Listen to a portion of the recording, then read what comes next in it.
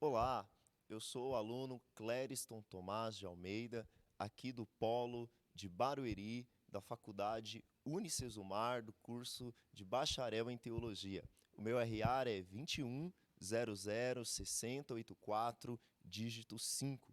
E esse vídeo faz parte da atividade mapa da disciplina Pregação e Práticas Ministeriais. Eu quero agradecer a todo o corpo docente da faculdade pela oportunidade.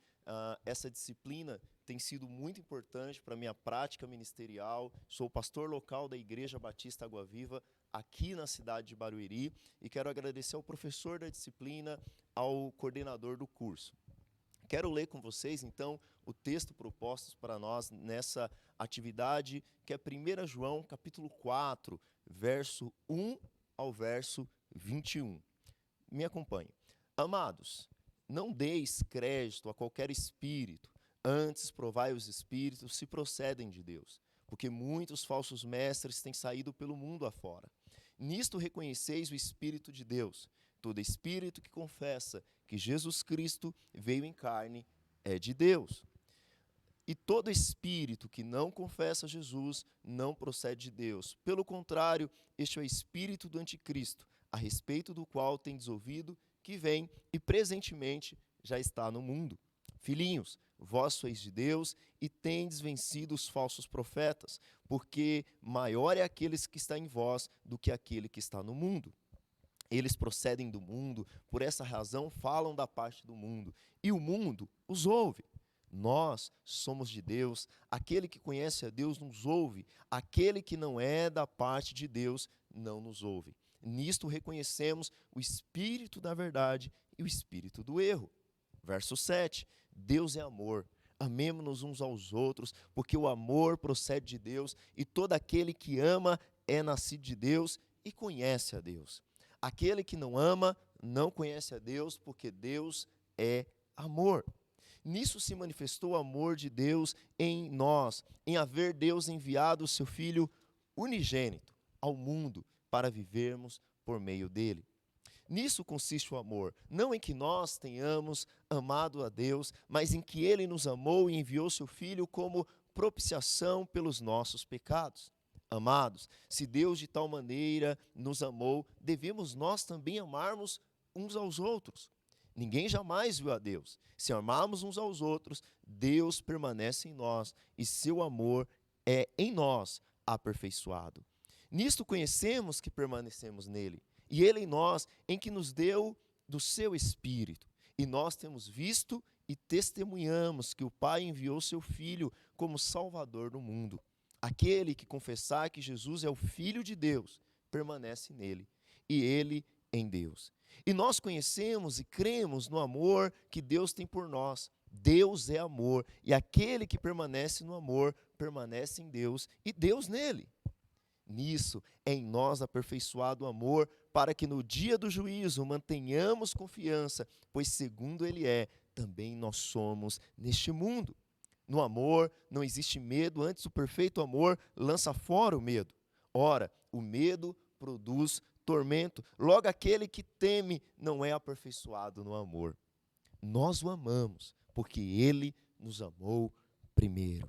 Se alguém disser, ama a Deus, e odiar a seu irmão, é mentiroso, pois aquele que não ama seu irmão, a quem vê, não pode amar a Deus, a quem não vê. Ora, temos da parte dele este mandamento, que aquele que ama a Deus, ame também o seu irmão. Enquanto o Evangelho de João foi escrito para demonstrar que Cristo é Deus, mostrar sua divindade, as cartas de 1 João, 2 João e 3 João, ela tinha como objetivo manter os cristãos nessa fé. O teólogo John Wesley considera essa obra, essa carta, como a mais profunda das Escrituras. É consenso que o autor dessa carta foi o apóstolo João. Quem era João? João era filho de Zebedeu e Salomé. Ele tinha como seu irmão a Tiago, seu pai era pescador, e João também seguiu a profissão do pai. No início, João seguiu a João Batista, mas com a morte de João, ele se torna seguidor de Jesus, como diz Marcos 1,16. Posteriormente, João, ele se torna um dos 12. E também um dos mais próximos do ciclo de Jesus, inclusive foi aquele que recostou a cabeça no peito dos mestres. João seguiu a Jesus até os últimos dias da vida de Jesus, até a sua crucificação.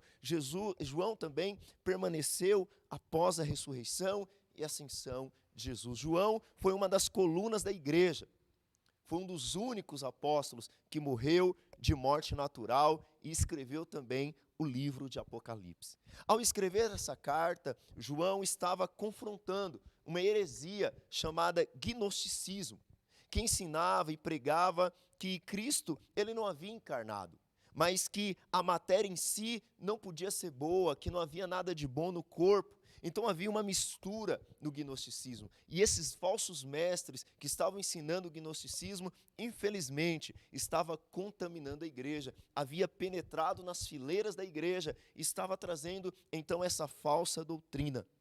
No capítulo 4, então, nós vamos ver que João, ele faz um comparativo. Como que eu posso saber a diferença entre um falso cristão e um cristão verdadeiro? Por isso, o meu tema, o meu título nessa noite é: qual a diferença entre um falso cristão e um cristão verdadeiro? Como que nós podemos saber, numa era de tantos ensinos, na era da internet, que tem tantos seus benefícios, mas que as pessoas, a igreja tem acesso a tantos ensinos, como que eu posso saber se o ensino é verdadeiro, se um irmão é verdadeiro ou se o ensino é falso? A primeira coisa é quanto ao que crer. Então, a primeira coisa é quanto ao que crer. Olha, as nossas ações são resultados da nossa crença. Então, para a igreja primitiva, era necessário, era fundamental a confissão pública de que Cristo, ele é Deus, de que ele é 100% homem, mas ele é 100% Deus, de que ele veio, habitou entre nós. Ele viveu de forma sem pecado, ele morreu, mas ao terceiro dia ele ressuscitou e ascendeu ao céu, e um dia ele virá buscar a sua igreja. Então, o cristão verdadeiro, ele tem a sua crença correta. João começa então, do capítulo 4, do verso 1 ao verso 6, dizendo que o cristão não deveria dar crédito a qualquer espírito. A hospitalidade cristã, que deve receber as pessoas, a hospitalidade cristã, que deve ser sempre gentil, ela não pode ser confundida com abraçar falsos ensinos, abraçar falsos mestres. Nós precisamos ver que o verdadeiro cristão, ele crê tanto na divindade de Cristo, quanto na sua vinda como carne. Ele não é 50% Deus e 50% homem. Ele é 100% Deus e 100% homem. Ele habitou entre nós, como o próprio texto diz. A terceira coisa que nós vemos aqui é que o verdadeiro cristão vence o mundo. E por que o verdadeiro cristão vence o mundo? Ele vence o mundo porque ele tem um selo do Espírito. Ele tem o Espírito Santo habitando dentro de si. Então, enquanto os falsos mestres têm em si o espírito do anticristo, nós vemos que o verdadeiro cristão tem como selo o Espírito Santo que habita nele. Então, o que nós cremos vai resultar numa prática. Irmãos, aqui nós temos uma promessa estupenda. Aqui o apóstolo João afirma que eles já venceram os falsos mestres. E por quais motivos? Porque pertenciam a Deus, tinham o Espírito Santo dentro de si e cria que Jesus é o Cristo. A segunda coisa que nós podemos ver é que um verdadeiro cristão, ele alinha a prática, a sua crença, à prática do amor. Nós vemos do verso 7 ao verso 12, que Deus sendo amor, Deus nos amando de tal maneira, que deu seu único filho, seu filho unigênito, Deus nos amando tanto, o amor de Deus não ficou apenas na fala, o amor de Deus não ficou apenas na teoria, o amor de Deus não ficou somente da boca para fora, mas Deus provou o seu amor. E qual a forma que Deus provou o seu amor para conosco? Deus provou o seu amor para conosco de uma forma prática.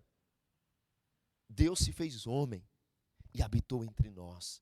Deus deu seu único filho, seu filho unigênito. Agora, como que nós podemos então dizer que temos a Deus dentro de nós? que amamos a Deus e que somos amados por Deus, mas nós não praticamos o amor. O verdadeiro cristão, nós podemos identificar nele a sua prática do amor. Amamos a Deus, irmãos, sabe? E amamos o nosso irmão porque, primeiramente, nós fomos amados por Ele. Sabe? O cristão verdadeiro, ele une então agora, e esse é meu terceiro ponto, crença com prática. Muitos acham que só a prática é importante. Não, o importante é o que eu faço, não o que eu creio. Outros dizem o importante é o que eu creio e não o que eu faço. Mas aqui nas cartas de João, e na carta de João, em 1 João, capítulo 4, nós vemos que o cristão verdadeiro, ele crê corretamente, e essa crença resulta numa prática. O cristão verdadeiro, ele crê que possui espírito dado por Deus, mas ele não apenas crê, ele confessa quem Cristo é, e as consequências desse amor é que o medo se vai, pois nossa união com Deus não se dá de forma mística, de forma emotiva. O resultado do nosso amor, irmãos, é fruto de que primeiro fomos amados por Ele. E é impossível que alguém ame a Deus, que é invisível, e não ame a seu irmão, que é visível. Então, nós vamos a um culto, nós vamos à reunião de um pequeno grupo, nós sentimos o amor de Deus, nós ouvimos uma palavra, nós somos tocados pelo amor de Deus, e como resultado, nós amamos o nosso irmão.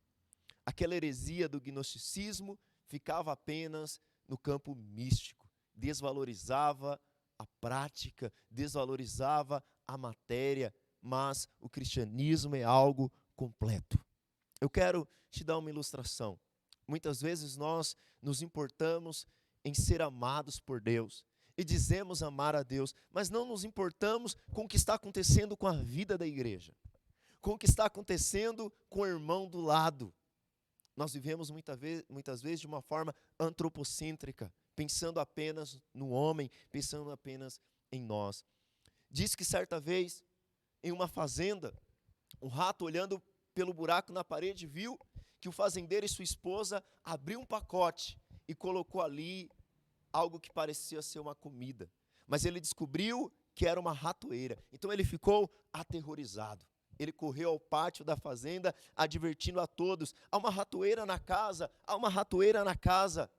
A galinha disse: desculpe-me, senhor rato, eu entendo que isso seja um grande problema para o senhor, mas isso não me prejudica em nada, isso não me incomoda. O senhor rato então saiu desesperado e gritou para o senhor porco: há uma ratoeira na casa. O porco disse: não há nada que eu possa fazer a não ser orar por você. Fique tranquilo, o senhor será lembrado nas minhas orações. O rato então dirigiu a vaca. Então a vaca respondeu: por acaso estou em perigo? Acho que não. Aquele rato voltou para casa cabisbaixo, abatido, para encarar a ratoeira do fazendeiro. Naquela noite houve-se então um barulho, como se de uma ratoeira pegando a vítima. A mulher do fazendeiro corre para ver o que havia pego. No escuro ela não viu que a ratoeira havia pegado a cauda de uma cobra venenosa. Ela então picou a mulher. O fazendeiro a levou imediatamente para o hospital. Ela voltou com febre. E todo mundo sabe que para alimentar alguém com febre, nada como a canja de galinha. Aquela mulher ela não melhorou. Então os parentes veio visitar. Então foi necessário matar o porco para alimentar aquela quantidade de pessoas. E por último, aquela mulher infelizmente veio a morrer. Então muitas pessoas vieram para o enterro. E a vaca teve que ser morta para alimentar a todas as pessoas. O que eu quero te dizer é que muitas vezes há ratoeiras na igreja, há ensinos errados na igreja, há irmãos sofrendo, há irmãos com problema, e muitas vezes nós dizemos: não é problema meu. Mas aquele que é amado por Deus ama seu irmão. Devemos, portanto, irmãos, colocar à prova os ensinos que nos é proposto. Não devemos nos levar por todo tipo de novidade, olhar para a vida prática daqueles que nos ensina, avaliarmos se a nossa prática condiz com a nossa crença. Caso contrário, devemos voltar ao primeiro amor. Ou seja, amamos porque Ele nos amou primeiro. Lembre-se, a diferença entre o falso cristão e o verdadeiro está em sua fé e em sua prática. Eu quero te convidar a orar para que o Espírito que habita em você te dê discernimento entre o verdadeiro ensino e o falso. Oro para que você tenha entendimento do quanto você é amado e, como consequência, você ame o seu irmão. Pai, nós oramos por cada uma dessas pessoas que verem esse vídeo. Ó Deus, que elas tenham discernimento entre os verdadeiros ensinos e os falsos ensinos. Ó Deus, que nós não apenas viemos amar ao Senhor de falar, mas de prática, em o nome de Jesus. Amém.